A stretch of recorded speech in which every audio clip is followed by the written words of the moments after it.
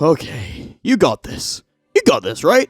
Yeah, you absolutely got this. You've made comebacks like this thousands of times. Well, maybe not thousands. Maybe not even hundreds. Dozens? Whatever, just focus. Sliver of health. 80 seconds left on the clock. No burst, no super. We can FD some of their offense, but I can't take that risk. I gotta land an attack. Don't throw out anything too risky. Let's see if we can clear some distance. Okay, he jumped. We need to cover the airspace. Let's meet him with a fast button. Alright, my turn. Let's stagger this. He might try and match. Please don't beat me, please. Let's fucking go. Okay, let's reset him. Keep it safe. We got some meter to play with. Alright, if we send him through the wall, we'll start getting more meter to play with. Keeping him in the corner after the RC is risky, so let's just send him. He wouldn't do anything crazy. He knows if he gets counter hit, he's fucked. Let's just 2D poke him out a little bit. That hit? I mean, of course it hit. Shit, now what? Let's not get too hasty. Maybe he'll open himself up. Wait, fuck, we have no HP. If we block any specials, we're fucked. Alright, fuck it. Here goes. Okay, we got the burst. And some meter to mess with. You know what this could use? Dive kick super. So good. Alright, he's low now. He's got some meter, but not enough for a safe DP or super, so let's pressure this. Fuck, I missed the confirm. It's okay, it's not over. He's in chip range. We can just, you know, confirm into a block string and hope he doesn't FD it. We could actually win this. We're gonna make the comeback. This will be the best Twitter clip of all time. Oh, fuck. Counter hit gave him super. Shit. Okay, we can FD his pressure and... No, wait! Yep. That's me. The guy that almost made it. One more positive interaction and I would have won this match. What could I have done better? Could I have won this game? Maybe if I did a better combo to break the wall. Maybe if I didn't waste the meter on the red RC after the dash 5k and used the super to get a better knockdown. Maybe I should have approached with a button that could have let me block the YRC. Maybe I could have confirmed the counter hit. Maybe I should have used my brain a little more. Wow, look, it's a cool transition. Whoosh! Let's talk about thinking. Fighting games can be seen as two different worlds that collide head-on. You have the high-intensity, balls-to-the-wall action, where every moment can lead to your death if you're not careful, and chess. Once you get to the stage of competence, you'll begin thinking through the situations you find yourself in, and you'll begin to notice similar situations that you can deal with. But, of course, you need to react quickly, because if you don't, they're gonna get you. Like, dude, you need to do something. He's coming your way, dude. He's gonna hit you with a move, dude. Come on, dude. When these worlds collide, you get the beautiful world of speed chess and competitive fighting games.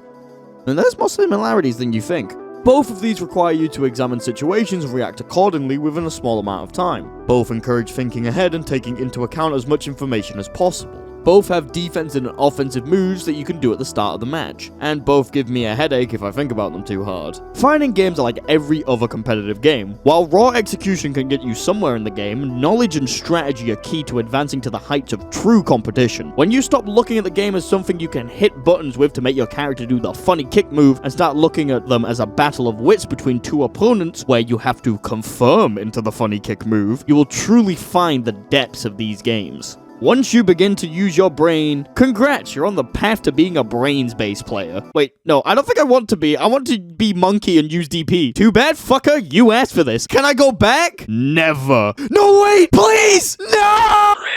That would make a fascinating research topic. The brain represents the calculative side of fighting games, while the heart represents the automatic and feel of the game. Brain-based players are the ones who calculate their decisions based on information around them and the knowledge they have on the game. They will think through situations as much as they can, take down every piece of information they can in order to get an edge. How much health do both players have? How long is left on the clock? What's the opponent's win condition? What's yours? Who's closer to that condition? How much meter does each player have? Is there an alternative way to win with these factors, e.g. killing with a chip or running out of the clock? Where should I be standing to with this? Wait, how did they get in my face exactly? Fuck, no. Yeah, so your ability as a brains-based player is impacted not only by the knowledge you have on the game, but how fast you're able to process that knowledge and apply it to the current game. You can't sit there forever, unfortunately. At some point, one of you is going to have to do something. Just give him a minute.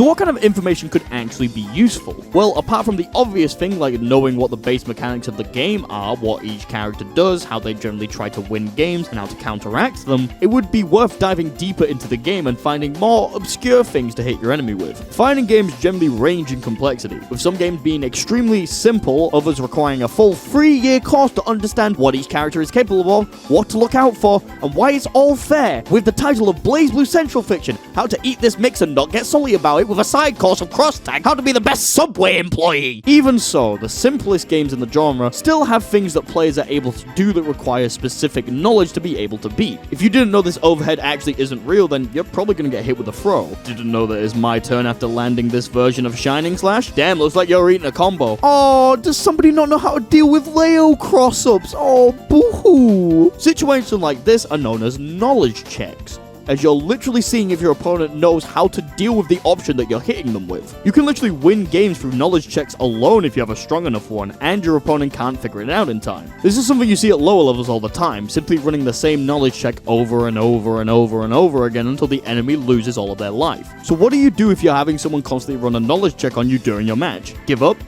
No! Fuck that, it's time to adapt, baby! While in the match, you should use your fastest buttons and invincible moves in order to see if you can hit your way out of it. If not, then it kind of depends on the importance of the match. If you're in a tournament set, or your rank is on the line, or I don't know, you're playing for the last cookie in the cookie jar, just focus on blocking and teching the throws. It's not worth throwing away the match. If not, fuck it, go crazy! The best way to learn is to do, right? Let's fucking do this! Woo! So when you lose because you had no idea how to stop the run-up throw, you need to figure out your next step. You could go to the Bird app and begin endlessly ranting about how this game is bullshit and Leo should be nerfed to the fucking ground, because Daisuke's vision is just a void of nothingness, because you have to be blind to have this as your fucking vision. Or you could go to this little unknown place of the game that's rarely used called the training mode. Most modern training modes allow you to record some actions for the dummy opponent to do and select between them, or have them choose a random one to use. In the case of something as simple as Leo running through me and I can't deal with it, you simply would set the bot to run through you with the move, and just start trying things to deal with it. If you fail to do this, looking at footage of other players playing the same matchup as you, and literally stealing what they're doing in those situations also helps. And if neither of those works, you could just ask people you know to help you, and hopefully somebody knows how to deal with the problem. Hell, you could ask the guy who was doing it to you, and if they're nice enough, they'll probably tell you how to do it. For some of you, this is going to be a completely new concept. You're literally going through the space-time continuum in your mind hearing this. I just changed your FOV to 360 and you can see the wall behind you because I've blown your mind so much. But for others, this is just a common tactic. For brains-based players, it's basically a daily ritual. The lab is for more than just dismantling your opponent's knowledge checks, of course. It's a way for you to create your own techniques in order to mess with your opponents. The lab is a clean, sterile area where you're able to test things as much as you want, find the craziest, most disgusting tech without worrying about the opponent swinging back. The clean, perfect white walls are a safe space for you to play and experiment. Sometimes the game literally gives you the core components of the game to look at and figure out tech. I'm of course talking about the frame data. Frame data is the core of fighting games. They dictate how long it takes for a move to come out, how long a move stays on the screen for, and how long until the move ends so you can block again. Using frame data and frame advantage is core to the brain-based player's game plan, as they're able to create so many techniques from these numbers. Frame traps, infinite block strings, several-way mix-ups, Oki setups, corner 50-50s that both lead into half-health combos, unreactable high-low mix. What do all these terms mean? Well, you obviously don't have a high enough IQ to understand these concepts. Hit the lab, kid. Using all of this knowledge, you're able to dominate any foe. No one will be able to deal with the insane setups and mix-ups you've practiced since day one. I will come out of this lab a monster. No mere mortal will be able to stop me. I am unkillable, unbeatable.